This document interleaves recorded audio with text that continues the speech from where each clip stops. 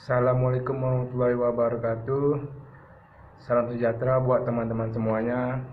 Kali ini saya dan teman-teman kelompok saya akan membuat video pembelajaran online dengan mata kuliah manajemen perpajakan dengan dosen pengajar Bapak Al-Jufri. Judul makalah kami yaitu pajak penghasilan badan. Sebelum kami mulai, izin perkenalkan diri, nama-nama kelompok saya. Pertama, saya sendiri Endi Priyono, kedua Cut Fatimah, ketiga Desti Vera Depa, keempat Febi Aldania. Baiklah, saya akan membacakan makalah kami. Pertama saya baca pendahuluan. Bagi negara, pajak adalah salah satu sumber penerimaan penting yang akan digunakan untuk membiayai pengeluaran negara, baik pengeluaran rutin maupun pengeluaran pembangunan. Namun perusahaan memandang lain mengenai pajak. Pajak dianggap sebagai beban yang akan mengurangi laba bersih. Upaya meminimalkan pajak yang sesuai dengan peraturan perundang-undangan pajak sering disebut dengan perencanaan pajak.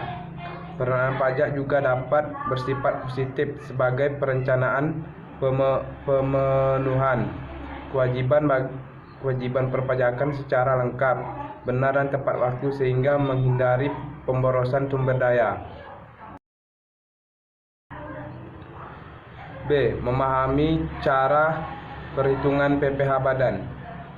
Penghasilan kena pajak merupakan laba yang dihitung berdasarkan peraturan perpajakan yang berlaku di Indonesia, yaitu Undang-Undang Nomor 36 Tahun 2008 dan peraturan pelaksanaannya.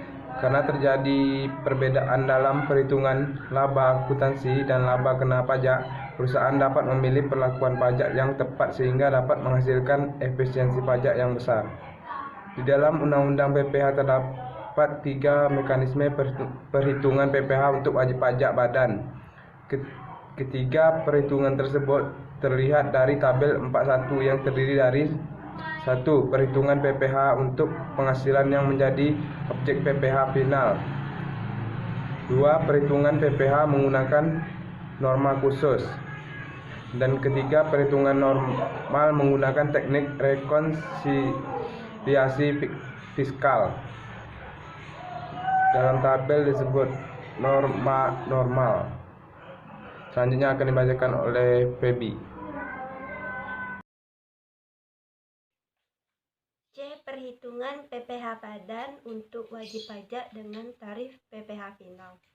Untuk rekonsiliasi fiskal wajib pajak, badan yang beredar usahanya telah dipotong PPh final. Misalnya persewaan tanah atau bangunan dan jasa konstruksi, prosesnya lebih sederhana.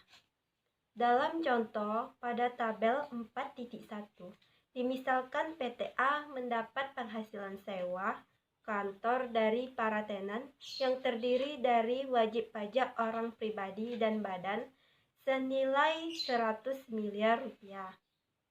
Seluruh tenan badan telah menunaikan kewajibannya memotong PPh final sebesar 100% dari total nilai sewa sebesar 9 miliar rupiah.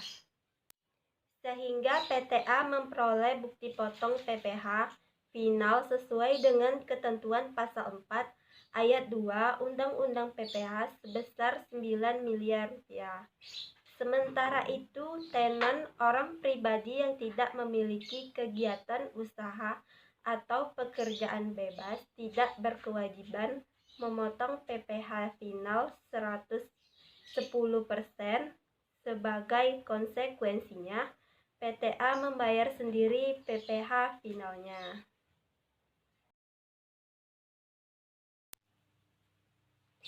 Selanjutnya adalah D. Perhitungan PPh badan untuk wajib pajak dengan norma khusus perhitungan neto. Untuk rekonsiliasi fiskal wajib pajak badan yang menerapkan norma khusus penghasilan neto sesuai dengan pasal 15 Undang-Undang PPh. Prosesnya setingkat lebih kompleks dibandingkan PPh final. Contoh wajib pajak badan yang menerapkan norma khusus ini adalah maskapai penerbangan tidak terjadwal. Dimisalkan pada contoh tabel 4.1, PTB mencatat pendapatan sewa pesawat senilai 100 miliar rupiah. Para penyewa yang merupakan wajib pajak badan telah memotong PPh pasal 15 sebesar 1,8% atau 1,8 miliar. Hal ini diatur dalam pasal 15 Undang-Undang PPh nomor 475 atau KMK 04 tahun 1996. Berdasarkan ketentuan yang sama, norma penghasilan neto untuk PTB adalah 6%. Baik, selanjutnya adalah perhitungan PPh badan dengan cara normal. Perhitungan PPh secara normal dalam tabel 4.1 juga masih bisa dibagi lagi menjadi 3. Yang pertama adalah perhitungan PPh badan untuk pengusaha yang tergolong UMKM, usaha mikro kecil dan menengah. Yang kedua, perhitungan PPh badan untuk bentuk usaha tetap. Dan yang terakhir, perhitungan PPh badan untuk selain UMKM dan BUT atau bentuk usaha tetap. Objek pajak BUT menurut pasal 5 Undang-Undang PPh tersebut adalah yang pertama, penghasilan dari usaha atau kegiatan bentuk usaha tetap tersebut dari harta yang dimiliki atau yang dikuasai. Yang kedua, penghasilan kantor pusat dari usaha atau kegiatan penjualan barang, pemberian jasa di Indonesia yang sejenis dengan yang dijalankan atau dilakukan oleh bentuk usaha tetap di Indonesia.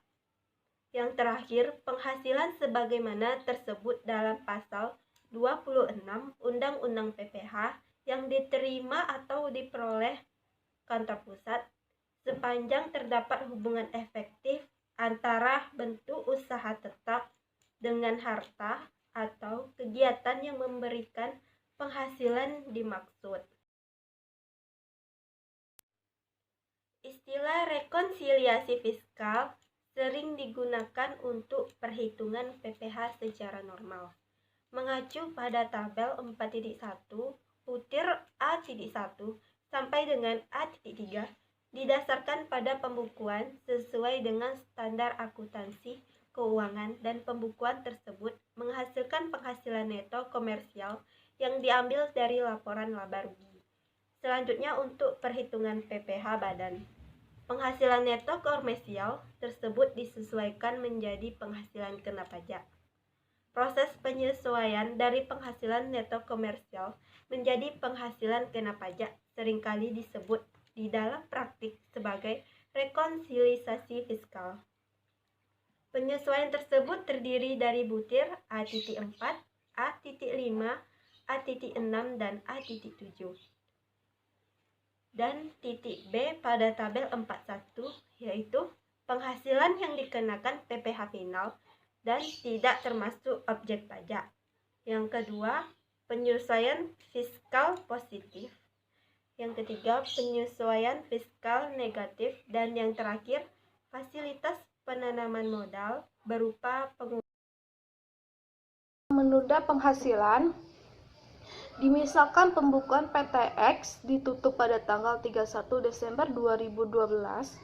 Pada bulan Desember tersebut terdapat lonjakan permintaan.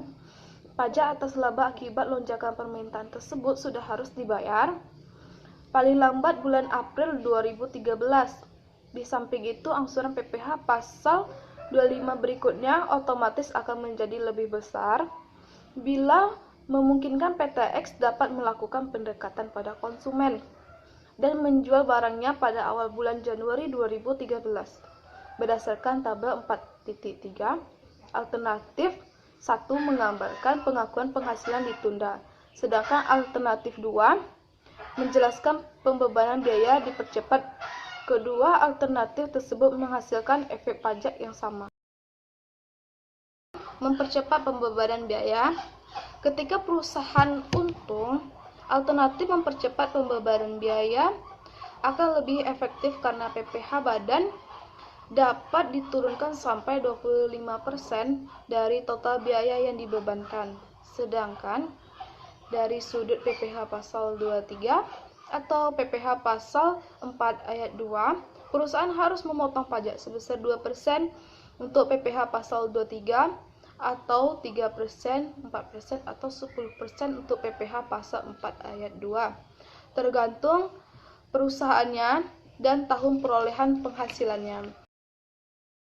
Mengoptimalkan kredit pajak. Selain angsuran PPh pasal 25, PPh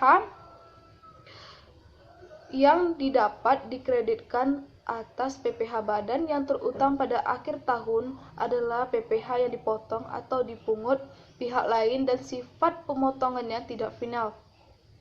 Perusahaan seringkali kurang memperoleh informasi mengenai hal ini. PPh yang dapat dikreditkan antara lain yang pertama, PPh pasal 22 atas impor atau pembelian solar dari Pertamina. Yang kedua, PPh pasal 23 dari bunga bank royalty.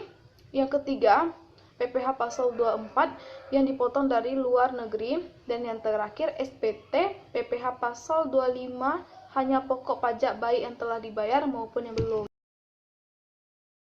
J. Menyiapkan daftar nominatif biaya entertainment. Format daftar nominatif menurut Surat Edaran Dirjen Pajak Nomor SE Strip 27 PJ titik 22 1986 terlihat pada tabel 4.5. Isi daftar nominatif tersebut berupa informasi mengenai hal-hal berikut: 1. Nomor urut. 2. Tanggal entertainment dan sejenisnya yang telah diberikan. 3. Nama tempat entertainment dan sejenisnya yang telah diberikan.